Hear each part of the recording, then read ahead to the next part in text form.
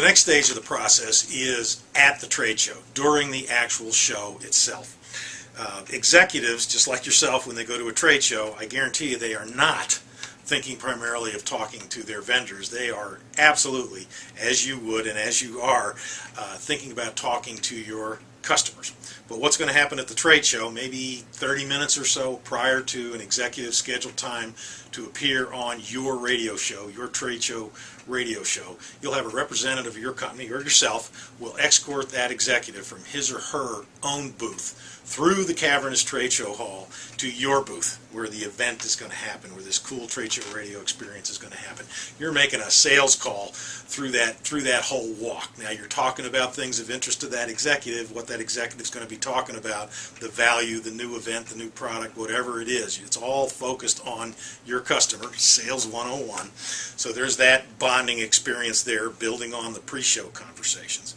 Then you or whomever the escort is will introduce the guest to the host and show host. The host and show host then will go through a pre-interview briefing, review the questions and the topics we're going to bring up, see if there's any new questions or topics that want to get brought up prior to the plan before the show.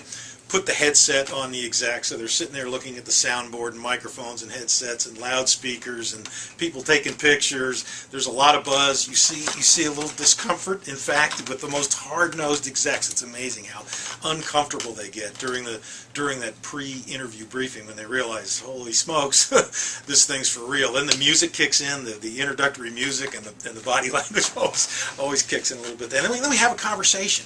We have a conversation where, I mean, we work hard at being good hosts and asking good questions and leading that executive exactly where he or she wants to go so that they can articulate their message extremely well and powerfully. And then the interview's over, the headsets come off, everybody's doing a high five. I kid you not, I haven't counted precisely, but 9 times out of 10, give or take, we're giving a high five to the CEO, the CFO, the Vice President of Manufacturing, the Vice President of Sales, whoever that executive is. They're buzzed, they're excited, they're enthused for having done a good job. And then the next part of the bonding experience comes in. Whoever escorted that person to the booth now has the opportunity to escort that executive back through the cavernous trade show hall, back to their booth, and another conversation can take place, business oriented.